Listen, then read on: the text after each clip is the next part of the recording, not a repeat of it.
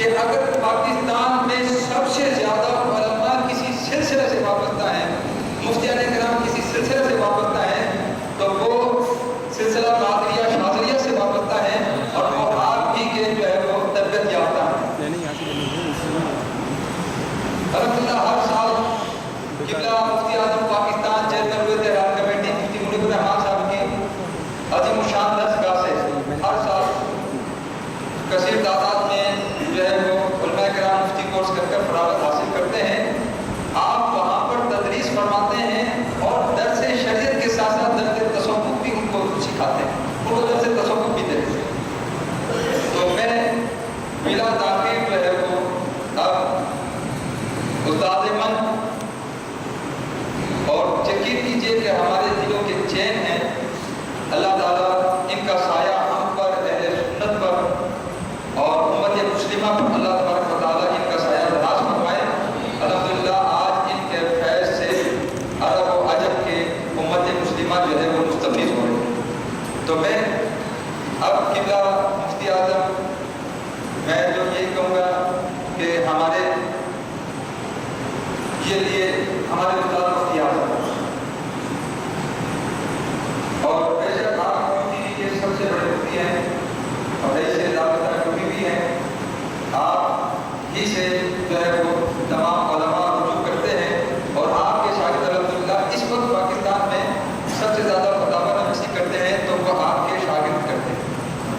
تو قبلہ جناب شیخ الحدیث مفسر قرآن حضرت علامہ مولانا مفتی محمد ابو بکر القادری شاذلی صاحب دعوت برکاتہ العالیہ سے درخواست کروں گا کہ اگر مجھ سے کوئی ان کے دعوت میں کوئی غلطی ہوئی ہو تو درگزر فرمائیں اور ہم سب کو اپنے خطاب نماز سے تجزیہ فرمائیں۔ جناب قبلہ استاد محترم مفتی ابو بکر صدیق صاحب۔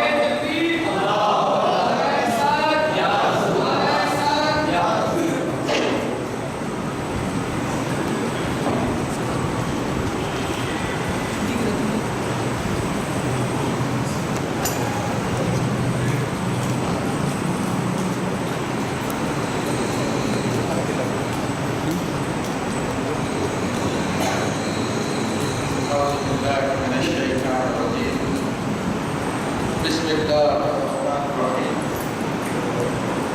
الحمدللہ رب العالمین والصلاة والسلام علی سید الانبیاء والمرسلین وعلی آلہ واصحابہ وأہل بیتہ وذریاتہ اجمعین والعاقبۃ للمتقین۔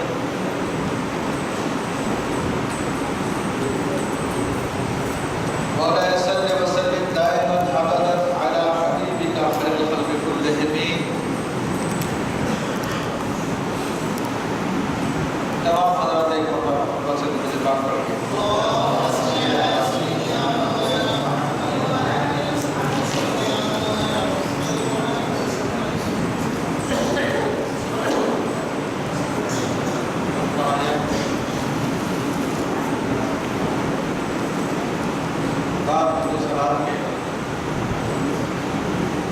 حدیث شریف میں آتا ہے کہ من لم یشکر اللہ سے لم یشکر اللہ، جس نے لوگوں کا شکریہ ادا نہیں کیا اس نے اللہ کا بھی شکر ادا نہیں کیا۔ تو اسی حدیث کو مد نظر رکھتے ہوئے میں تمام حاضرین کا شکریہ ادا کرتا ہوں کہ آپ تمام حضرات یہ انتظار کرتے رہے، اور بالخصوص علماء کرام کا جو تشریف فرما ہے، اللہ تبارک و تعالیٰ ان کی عزت بلند فرمائے، ان کے مقام کو بلند فرمائے اور ان سے مزید دین کی خدمت دے، اور خاص طور پر حضرت علامہ مفتی حافظ اشفاق مداری قادری شاذلی چشتی سہروردی نقشبندی قدرت علی کا کہ انہوں نے سارے کام کا اہتمام کیا، اور سیدنا امام حسن شاذلی رضی اللہ عنہ کے عرس کا اہتمام کیا، اور ان حضرات کا خاص طور پر جو کراچی سے اس عرس مبارک کی مقدس تقریب ہے شرکت کے لیے حاضر ہوئے۔ اللہ تبارک و تعالیٰ سب کا یہاں پہ شریک و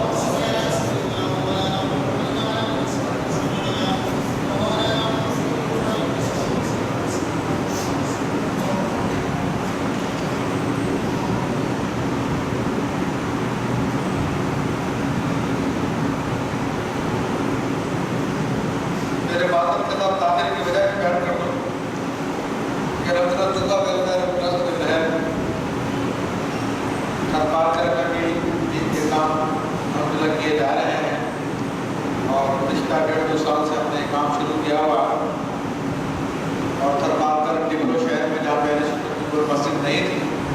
الحمدللہ دعا ویلفیئر ٹرسٹ کی کوششوں سے الحمدللہ ایک جامع مسجد علی کرم اللہ وجہ کریم کے نام سے تعمیر ہو چکی ہے. الحمدللہ وہاں پر مدرسے کا کام بھی جاری ہے.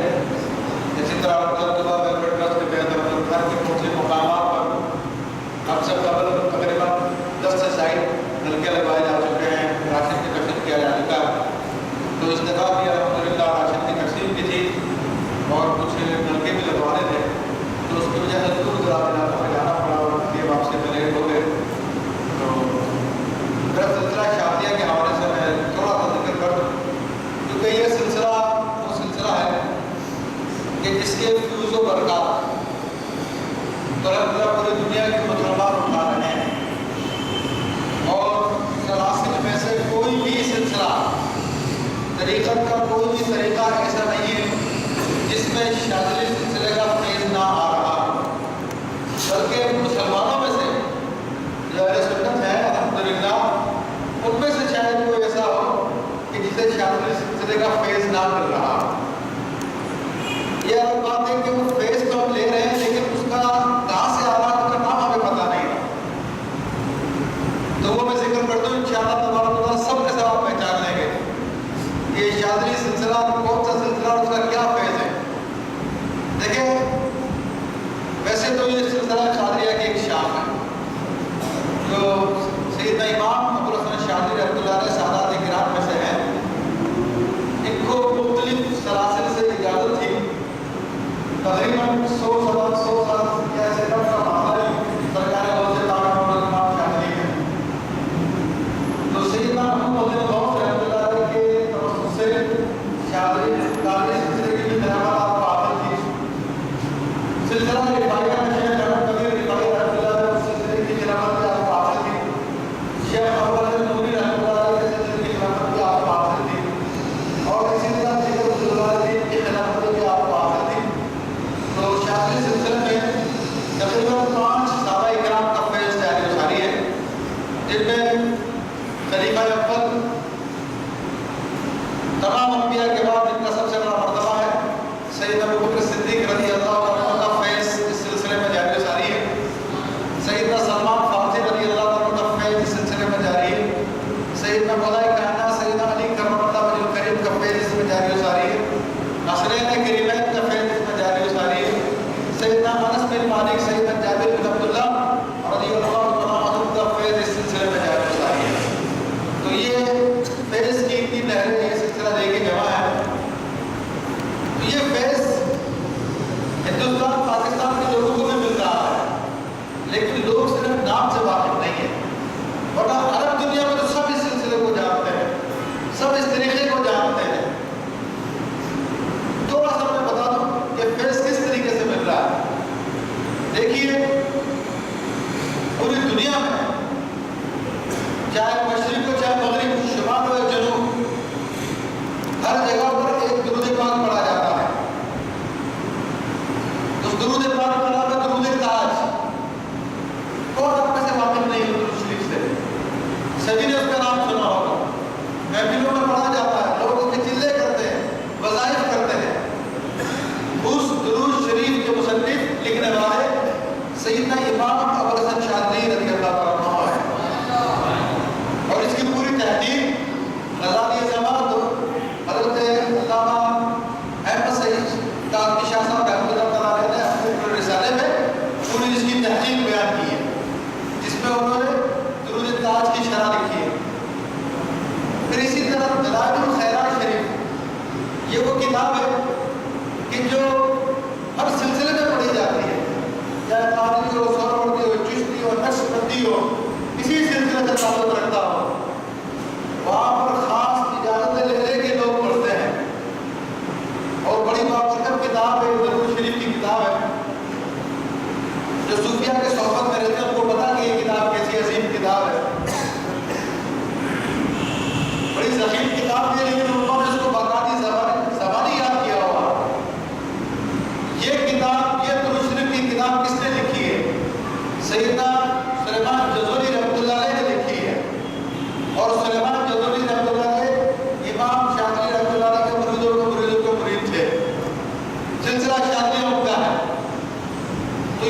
امت اس سے فیض اٹھا رہی ہے، درود پاک سے فیض اٹھا رہی ہے۔ پھر ایک قصیدہ تمام سلسلے والے بھی پڑھتے ہیں، اور جو سلسلے والے نہیں ہیں عام مسلمان ہیں، شرقت غربت زبانی مسجدوں میں، بازاروں میں، ٹیلی ویژن پر، ریڈیو پر، ہر جگہ وہ قصیدہ پڑھا جاتا ہے جس کا نام قصیدہ بردہ شریف ہے۔ یہ قصیدہ بردہ شریف امام بوصیری رحمۃ اللہ علیہ کا ہے، اور امام بوصیری رحمۃ اللہ علیہ بھی امام شاذلی کے مریدوں کے مرید ہیں۔ یہ بھی سلسلہ شاذلیہ کے بزرگ ہیں۔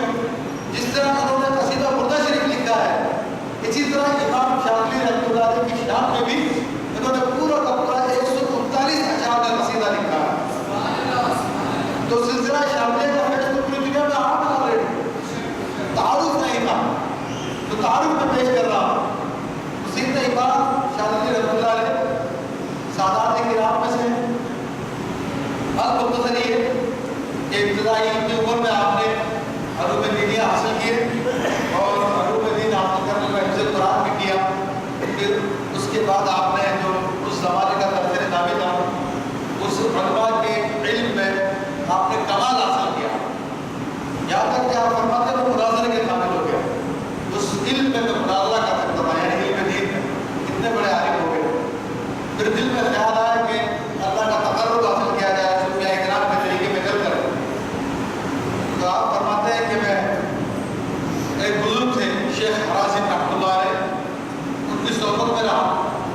پھر ان کی صحبت کے بعد پھر میرے دل میں خیال آیا کہ میں اپنے زمانے کے کتب سے جو غوث زمانے کا اس سے بیعت کروں گا۔ تو میں ان سے اجازت لے کر میں غوث زمانے کی تلاش میں نکل پڑا، اور دنیا کے مختلف شہروں میں گھومتا رہا۔ اس زمانے میں علم و فضل و ولایت کے اعتبار سے سب سے مشہور شہر بغداد شریف تھا، تو میں بغداد شریف حاضر ہوا۔ تو وہاں پر مختلف علماء سے ملا، بزرگوں سے ملا۔ تو ایک بزرگ سے میری ملاقات ہوئی، ابو الفتح واسطی رحمۃ اللہ علیہ سے۔ تو جب میں نے ان کو اپنا قصد بتایا، اپنی نیت بتائی کہ میں یہاں پر کیوں آیا ہوں، تو انہوں نے ارشاد فرمایا کہ ابو الحسن تم کتب یہاں پہ تلاش کر رہے ہو، وہ تو تمہارے اپنے شہر میں ہے۔ تو ان کے بارے میں بتایا گیا کہ وہ کتب کون سے ہیں۔ تو آپ اپنے شہر میں آ گئے، خواب میں آپ کو بشارت ہوئی، پتہ چلا کہ وہ جو شہر میں پہاڑ کی چوٹی پر ایک اللہ کے ولی رہتے ہیں، جو زمین میں بہت کم آتے ہیں، اور وہ اس وقت عبادت میں مصروف رہتے ہیں۔ وہ اپنے زمانے کے نام اور علماء میں سے ایک تھے، اور علم تفقہ میں فقہ میں ان کو وہ مقام حاصل تھا کہ وہ اپنے زمانے کے شافعی کہلاتے تھے، امام شافعی کہلاتے تھے۔ شافعی وقت، اور امام شافعی اتنی عظیم شخصیت ہے، علم کا اتنا مقام ہے کہ وہ اپنے زمانے کے مجدد تھے امام شافعی رحمۃ اللہ علیہ۔ اور علماء کہتے ہیں جس نے بھی کتاب اور قلم اٹھائی ہے اس کے گردن پر امام شافعی کا احساس موجود ہے۔ تو اتنے بڑے امام، ان کے نقل پر ان کا لقب تھا شافعی وقت، اپنے وقت کے امام شافعی، یعنی حضرت خواجہ عبدالسلام ابن بشیش رحمۃ اللہ تعالیٰ علیہ، وہ عظیم بزرگ تھے جو اپنے زمانے کے علم ظاہر میں بھی سب سے بڑے امام تھے، اور علم باطن میں بھی سب سے بڑے امام تھے۔ آپ فرماتے ہیں، ان کی خدمت میں نے حاضر ہونے کا ارادہ کیا، تو پہاڑ کی چوٹی کے نیچے پانی کا چشمہ تھا۔ تو میں نے کہا چلو وضو کرو، اللہ کے ولی کی خدمت میں جا رہا ہوں۔ تو کہا میں نے چشمے سے وضو کیا۔ وضو کرنے کے بعد دل میں خیال آیا کہ میرے پاس علم ہے، تو علم سے تکبر پیدا ہوا، تو میں اپنا علم یہیں پہ چھوڑ کے جا رہا ہوں، بالکل عاجز ہو کے خالی ہو کر جا رہا ہوں۔ تاکہ بزرگوں کو یہ طریقہ بھی ہے کہ جب اولیاء کی بارگاہ میں حاضر ہو تو اپنے دل کو خالی کریں، کیونکہ فیض اسی کو ملے گا جس کا دل خالی ہو، جس میں جگہ ہو۔ جو پہلے سے ہی بھرا ہوا اس میں کیا چیز داخل کی جائے گی؟ گلاس پانی سے بھرا ہوا، اس کے اوپر کچھ اور پانی ڈالتے تو گرے گا نیچے، گلاس بھر جائے گا، اور جو گلاس خالی ہو بھر جائے گا۔ تو اسی نظریے کے تحت آپ نے عاجزی اختیار کی، اور فرمایا کہ میں نے اپنا علم و عمل وہیں پہ چھوڑا، اور پھر میں ان کی بارگاہ میں حاضر ہونے کے لیے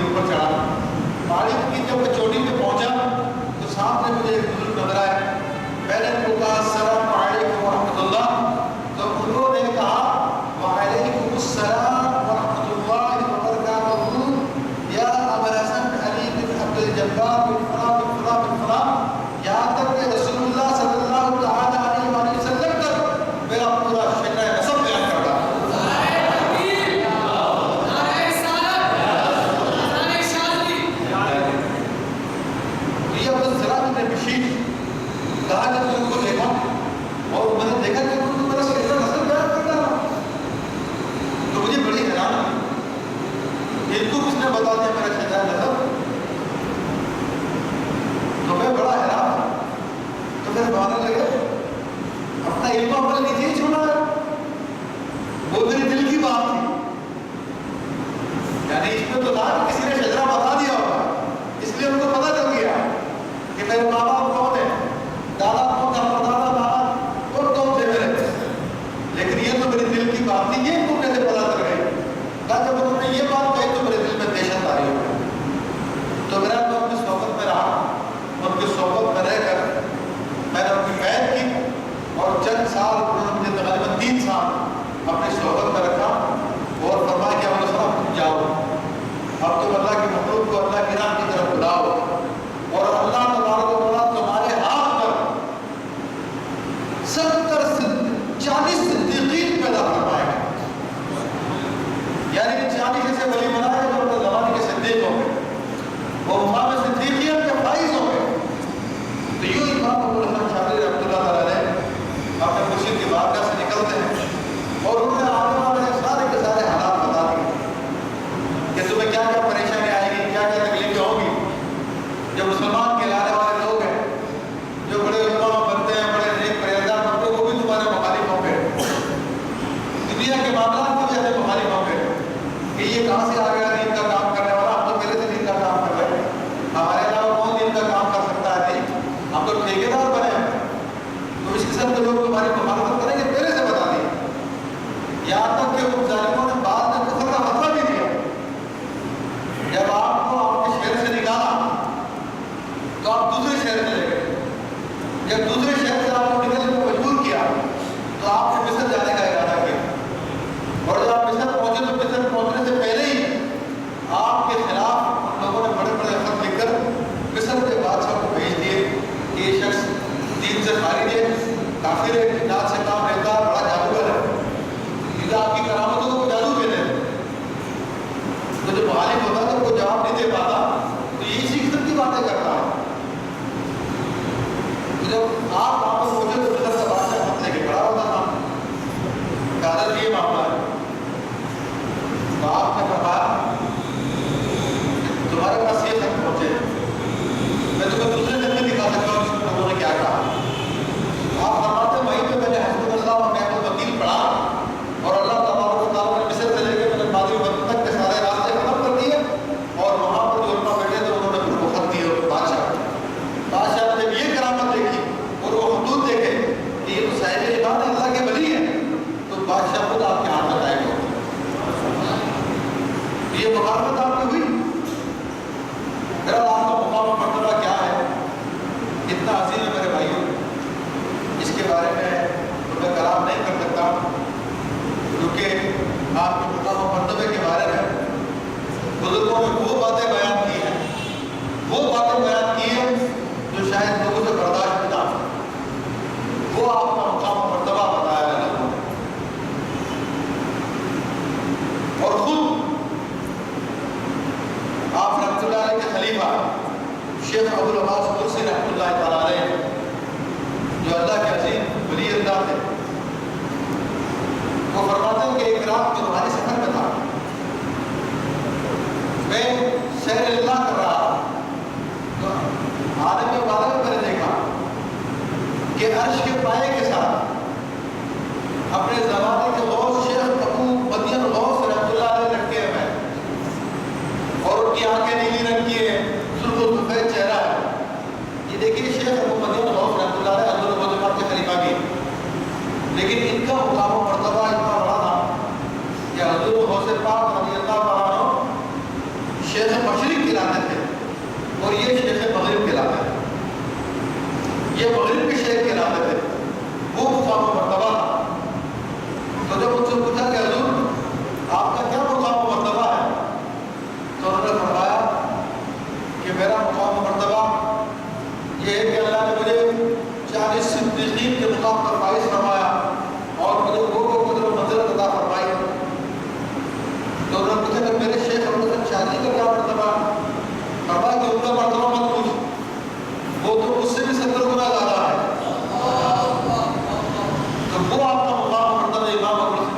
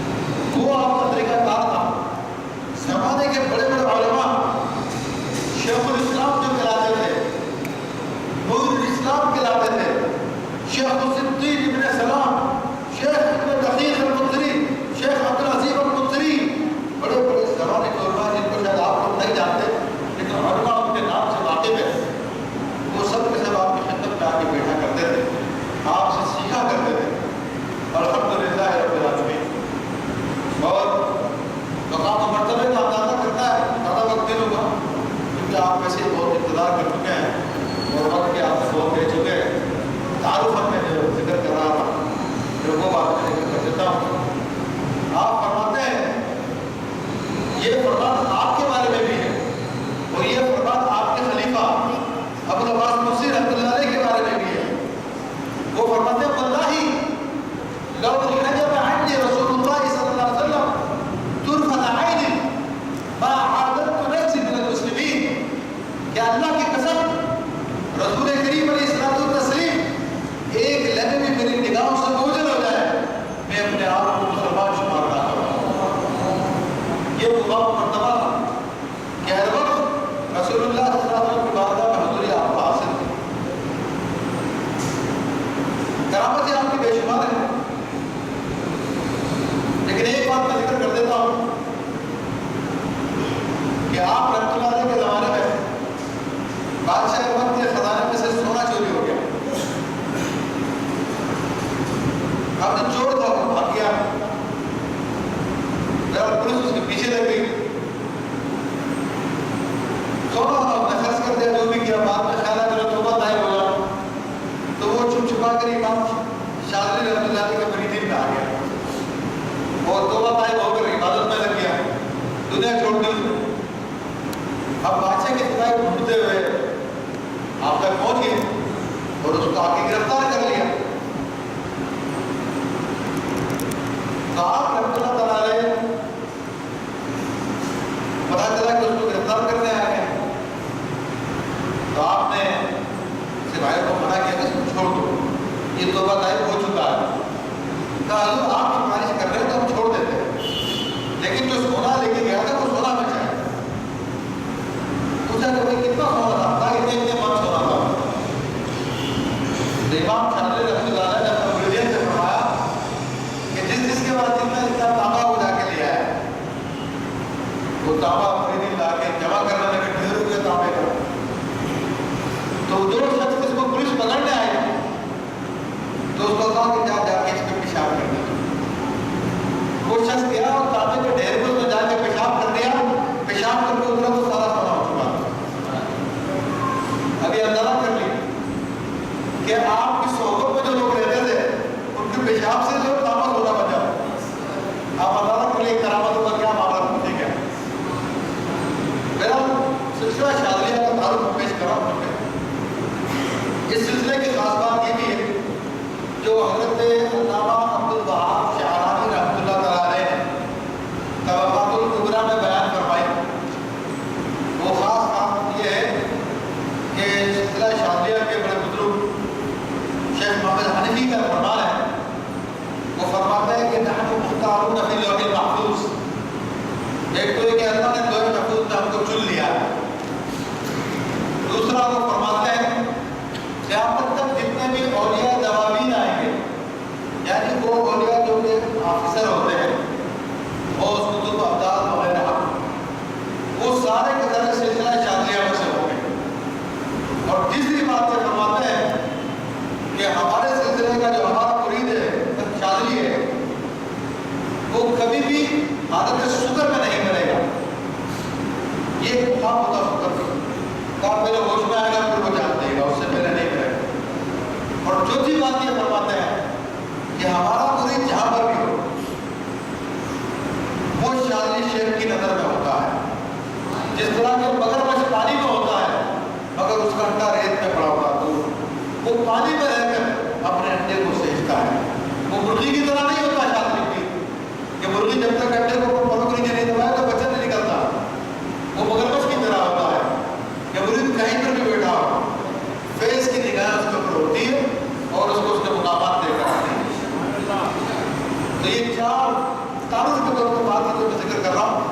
اور خود سیدنا امام ابو الحسن شاذلی رضی اللہ تعالیٰ عنہ کا یہ فرمان موجود ہے کہ اللہ تبارک و تعالیٰ نے میرے مریدین کی بخشش فرما دی ہے اور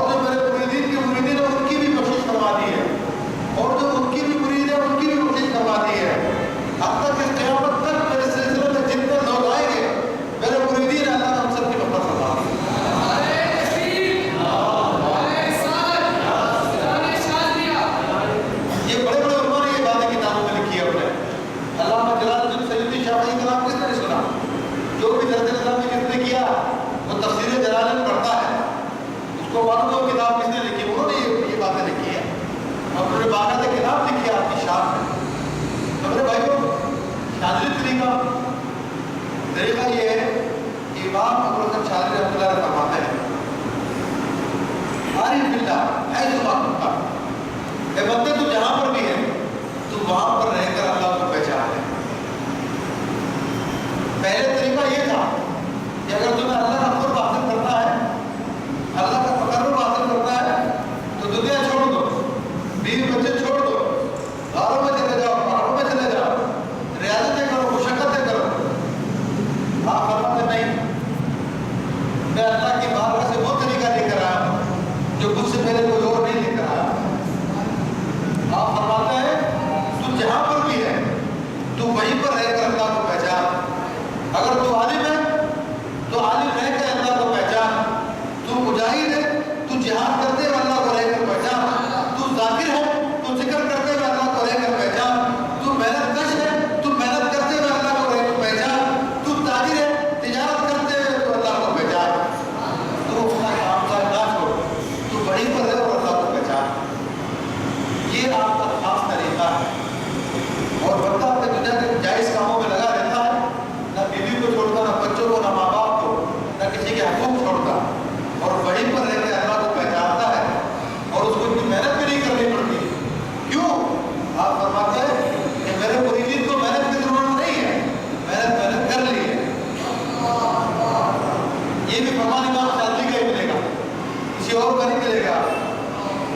تو بزرگان دین, بڑے بڑے اولیاء کرام, سرکار غوث پاک سیدنا احمد کبیر رفاعی, حضرت خواجہ خالقہ معین الدین چشتی رحمۃ اللہ علیہ, سیدنا شہاب الدین سہروردی رحمۃ اللہ علیہ, یہ تمام کے تمام بزرگان دین امام شاذلی کو فیض دے رہے ہیں. اپنے فیض سے امام شاذلی رحمۃ اللہ علیہ کے مرتبے بڑھا رہے ہیں, اور امام شاذلی کو فیض لے کر آگے امت کو تقسیم فرما رہے ہیں. یہ مقام و مرتبہ, یہ معاملہ ہے. تو میرا مختصر میں بیان کر دیتا ہوں. طریقہ کیا ہے, تصوف کیا ہے؟ میرے بھائیو, یہ اللہ کے پہچاننے کا طریقہ ہے. آج تو ہم لوگ مرید ہو جاتے ہیں, ہمیں یہ بھی نہیں پتا ہوتا کہ مرید کیوں ہو گئے, اور مرید ہونے کا مقصد کیا ہوتا ہے. زیادہ سے زیادہ اتنا پتا ہوتا ہے کہ مرید ہو جائے گا تو بزرگان دین سے رابطہ ہو جائے گا, سلسلہ ہو جائے گا. تو ہاں یہ بھی ایک مقصد ہوتا ہے, لیکن صرف یہی نہیں, اور بعض لوگ یہ سمجھتے ہیں کہ جو پیر ہو جائے گا تو مشکلیں حل ہو جائیں گی, پریشانیاں دور ہو جائیں گی. یہ بھی اصل مقصد نہیں ہے. میرے بھائیوں, اصل مقصد اللہ کو پہچاننا ہے. اللہ کو پہچاننا ہے, اللہ کو جاننا ہے. اور قرآن مجید قرآن حکیم میں اللہ نے جگہ جگہ ایسی بات کی دعوت دی, اور فرماتا کہ ہمارا راستہ اختیار کرو. والذین جاہدوا فینا لنہدینہم سبلنا, جو لوگ اپنی راہ میں کوشش کرتے ہیں ہم ان کو اپنی راہ کی ہدایت دے رہے ہیں. وہ فرماتا وما خلقت الجن والانس الا لیعبدون, میں نے جن اور انسان کو نہیں پیدا کیا مگر یہ کہ اپنی عبادت کے لیے. اور مفسر امت سیدنا عبداللہ بن مسعود رضی اللہ تعالی عنہ, سیدنا عبداللہ بن عباس رضی اللہ تعالی عنہ اس آیت کی تفسیر بتاتے ہیں, اے لیعبدون سے مراد ہے لیعرفون, یعنی اللہ فرمانا میری عبادت کرو سے مراد مجھ کو پہچانو, مجھ کو پہچانو. تو اللہ نے انسان کو پیدا اس لیے کیا ہے کہ وہ اللہ کو پہچانے. تو آپ میں سے کتنے لوگ اس بات کی کوشش کرتے ہیں کہ ہم اپنے رب کو پہچانیں؟ کبھی دل میں تمنا ہو کہ اپنے رب کو پہچانتے ہیں؟ نہیں. اگر کوئی کہتا بھی تو بتا دیتی ہم خدا کا کام, یہ تو اللہ کی ولیوں کا کام ہے, یہ تو نیک لوگوں کا کام ہے جو اللہ کو پہچان سکے. ارے میرے بھائیوں کو پہچان کرنے لگے تبھی تو نیک بن گئے, تبھی تو ولی بن گئے. تم بھی یہ کام شروع کر دو, تم بھی نیک بن جاؤ گے, تم بھی ولی اللہ بن جاؤ گے. یہ دروازہ بند نہیں ہوا, یہ قیامت تک کے لیے کھلا ہے. یہ دروازہ قیامت تک کے لیے کھلا ہوا ہے ولایت کا, لیکن جو اس کی راہ میں کوشش کرتا ہے اس کو ملتا ہے. اب کوشش کرانے والے تو موجود ہیں, لیکن کوشش کرنے والے موجود نہیں, سیکھنے والے موجود نہیں ہیں. تو اس لیے کوئی پہچان نہیں کرتا. ورنہ اپنی زندگی کا مقصد قرآن نے جو بیان کیا میں نے وہ بتایا کہ اللہ کی پہچان کے لیے ہم کو پیدا کیا. اور یہ حدیث تو آپ نے مقرروں سے سنی ہوگی, یہ حدیث قدسی ہے. اللہ تعالیٰ فرماتا ہے کنت کنزا مخفیا, میں چھپا ہوا خزانہ تھا,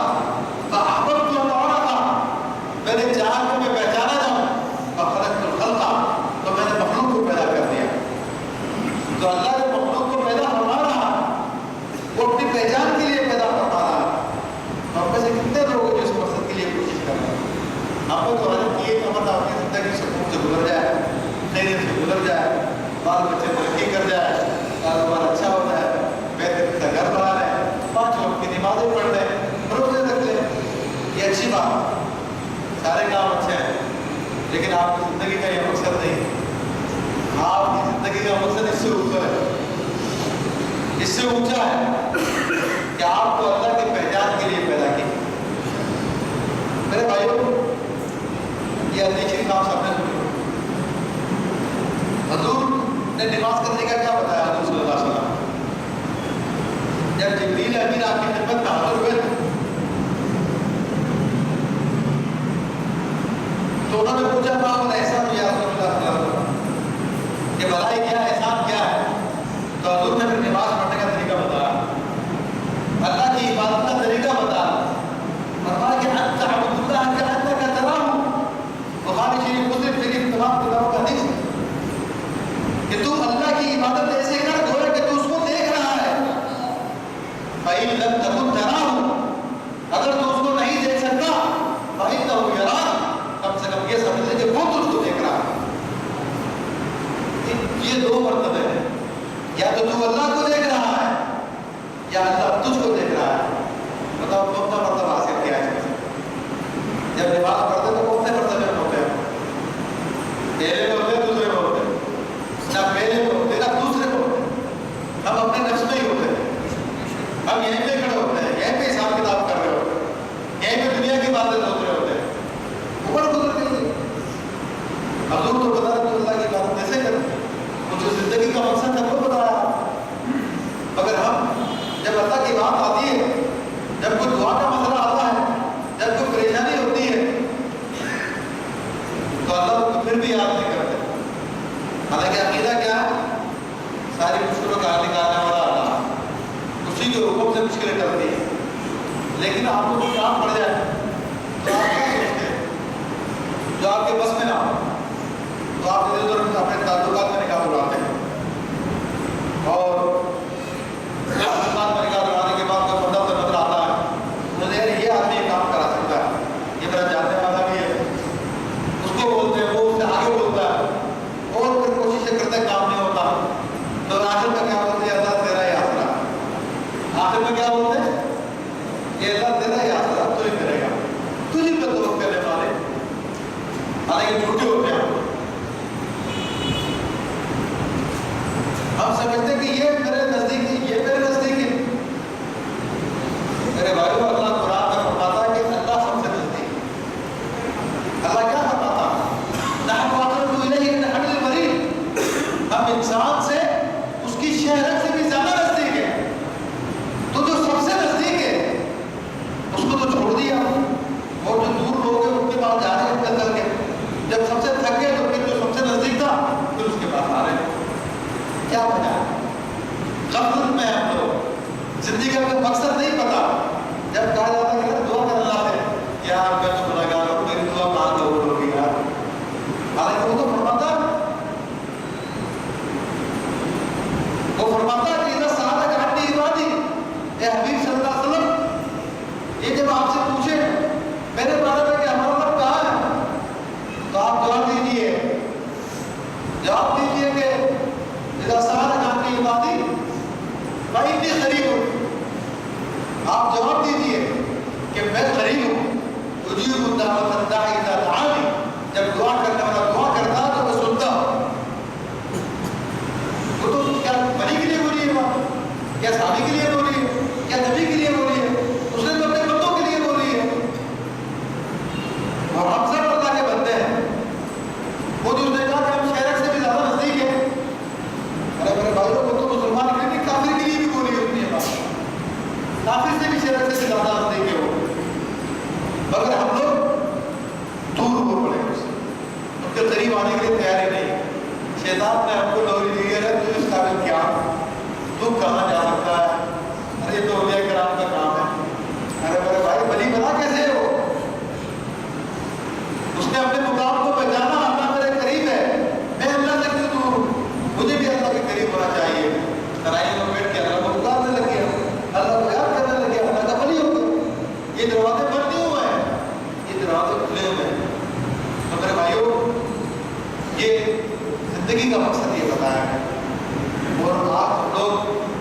زندگی کے مقصد کو بھول چکے ہیں.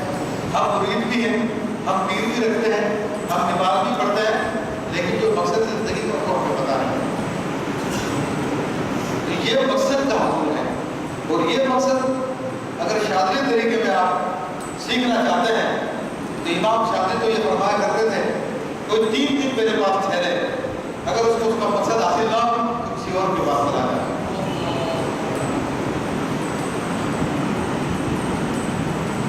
اللہ تبارک و تعالیٰ سے دور نہیں ہے میرے بھائیوں, دور نہیں ہے, بہت قریب ہے. آج تک آپ خود سمجھ رہے ہوں گے, لیکن آج جان لو, آج سمجھ لو, شادی کی بات سن لو کہ رب تم سے دور نہیں ہے, نہ تم رب سے دور. جب غفلت کے پردے چھائے نا,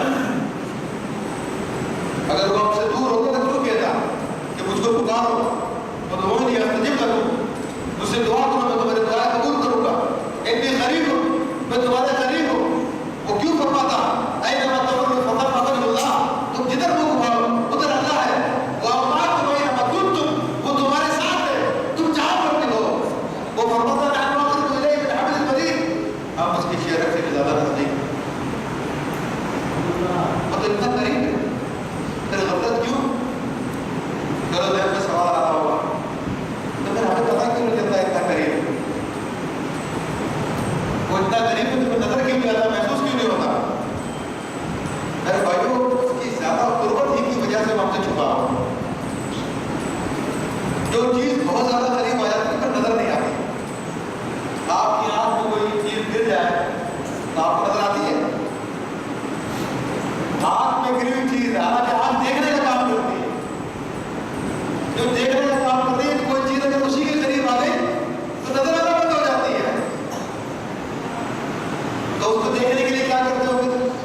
کسی کو دکھاتے ہو یا آئینہ سامنے لے کر آتے ہو تو پھر نظر آتا ہے. تو مرشد کامل ایسے ہی آپ کے لیے اللہ تبارک و تعالیٰ کے تجلیات کا آئینہ ہوتا ہے. اس آئینے میں جب آپ دیکھتے ہیں تو آپ کو آپ کا رب نظر آتا ہے. مگر وہ آئینے کہاں سے لے کے آتے ہیں؟ کوئی ڈھونڈنے کی کوشش کرو, تلاش کرو جو تمہیں تمہارے رب سے ملا ہے. یہ شادی سلسلے کا پیغام ہے, اس کو پہچانو آپ. یہ رب کریم ہم لوگوں کو سمجھا کہ ہم گناہ گار ہیں, اس قابل نہیں ہے. ہمارا گناہ اپنا کچھ نہیں بگاڑ سکتا میرے بھائیوں. وہ گناہ گار جو اللہ کی بارگاہ میں ہوتا ہے وہ اس میں بہت نزدیک ہے.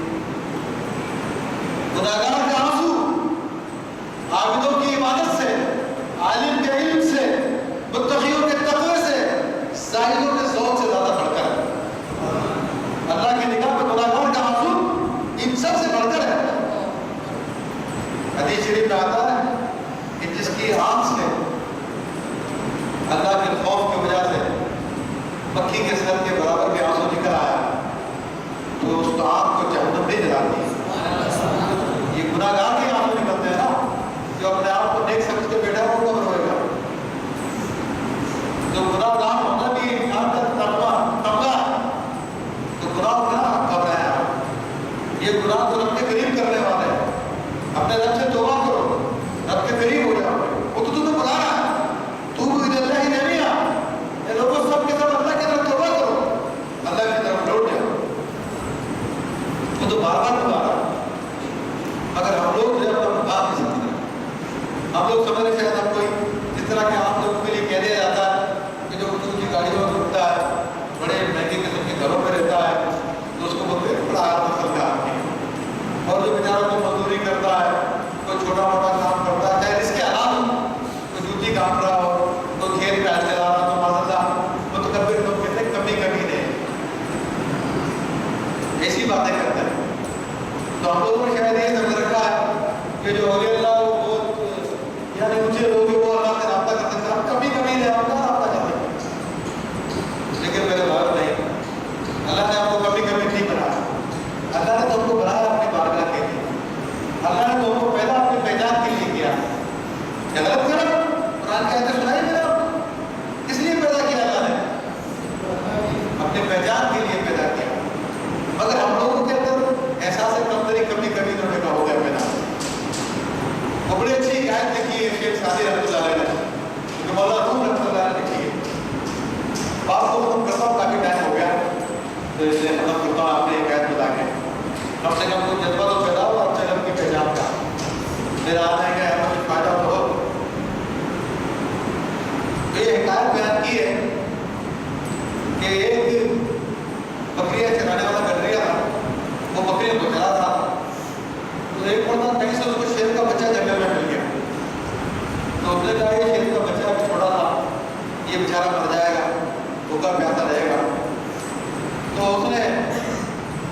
ले लिया और बकरियों का दूध पिलाना शुरू कर दिया।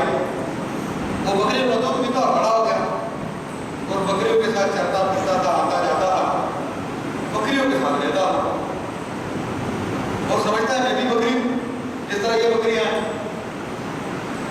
तो एक दिन ऐसे जंगल में चल रहा था उनके साथ बकरियों के साथ, तो जंगल का असली शेर आ गया। उसने उस शेर को वहां पर देखा, उसने कहा तू यहाँ पर क्या कर रहा है? कहा मैं तो यहीं पे रहता हूँ। कहा तू यहाँ पर रहता? अरे भाई तू तो जंगल का शेर है तू। कहा नहीं नहीं मैं तो बकरी हूँ, मैं इन्हीं के साथ रहता हूँ, मैं यहीं पर बकरी हूँ। उसने कहा नहीं तू जंगल का शेर है, तू मेरे साथ रहे। कहा नहीं नहीं मैं इन्हीं के साथ रहता हूँ, मैं बकरी हूँ, मैं इन्हीं के साथ। कहा नहीं तू जंगल का शेर है। कहा कैसे? कहा चला तुझे दिखाता हूँ। वो उसको ले गया, पानी के तालाब में ले गया, कुआं में ले गया। सूरज की रोशनी पड़ रही थी, उसने ऐसे कोई खड़ा हो मेरा साया देखा। उसने साया देखा, कहा अब तू खड़ा हो तो अपना साया देख। उसने साया देखा, कहा है मैं तो तेरे जैसा हूँ, मेरे में कोई डिजाइन है जो तेरा डिजाइन है।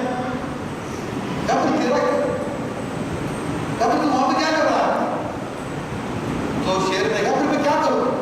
कहा चला मैं तेरे को बताता हूँ मुझे क्या करना। अब वो शेर को लेकर बकरियों के रेवड़ के पास आता है, जंगल का शेर। और जंगल का शेर एक छंद लगाता है बकरी में, पकड़ के उसको शिकार करता है, खींचता मारता है, उसका खून पीता है। क्या तेरा काम ये है? तेरा काम ये घास करना नहीं है इनके साथ। तो उसको शेर टकरा गया तो उसको बता दिया कि तुम बकरी नहीं है। तो आप लोगों को भी किसी ऐसे शेर की जरूरत है जो आपको बताए कि तुम बकरियां नहीं हो, क्योंकि अल्लाह के शेर बन सकते हो। अपने आप को पहचान, अपनी जिंदगी का मकसद पहचानो। जिंदगी का मकसद पहचान लोगे तो आप भी अल्लाह के शेर बन सकते हो, आप भी अल्लाह के वली बन सकते हो। ये दरवाजा बंद नहीं है किसी के लिए। ये जो अल्लाह के नाम में कोशिश करता उसके लिए दरवाजा खुला हुआ है। अल्लाह तबारक व तआला आप को जज़ा खैर अता फरमाए। मेरी बातें आपको सुनी, आपकी समा करने की मैंने, अल्लाह ताला आपको खुश रखे। अल्हम्दुलिल्लाह ये काम शादी को उससे मुबारक है और उससे साल भी हुआ था, इंशाअल्लाह हर साल होगा। आप तमाम हज़रात से गुजारिश है कि जिस तरह आप लोग यहाँ तशरीफ लाए इसमें शरीक हों और ईद की बाई से बरकत है कि इंशाअल्लाह तबारक व तआला इसका आपको अंदाज़ा नहीं, इसका आपको अंदाज़ा नहीं है कि बुजुर्गान दीन के उर्स में शरीक होना क्या सवाब का काम और क्या नफ़ा बख्श काम है। इंशाअल्लाह तबारक व तआला आपको बुजुर्गान दीन का फैज़ मिलेगा, सैयदना इमाम शाफ़ी रज़ियल्लाहु अन्हु का फैज़ मिलेगा और वो बरकतें हासिल होंगी जो आपने ज़िंदगी में पहले महसूस नहीं की होगी। आज बुजुर्गों को उर्स से बरकतें मिलती है, इंशाअल्लाह वो बरकतें आपको मिलेगी इंशाअल्लाह तबारक व तआला। तो इंशाअल्लाह तबारक व तआला ये खुशी का मौका है और जैसा कि मैंने पहले जिक्र किया कि हज़रत अल्लामा मुफ्ती अशफाक बगदादी साहिब को सिलसिला शादिया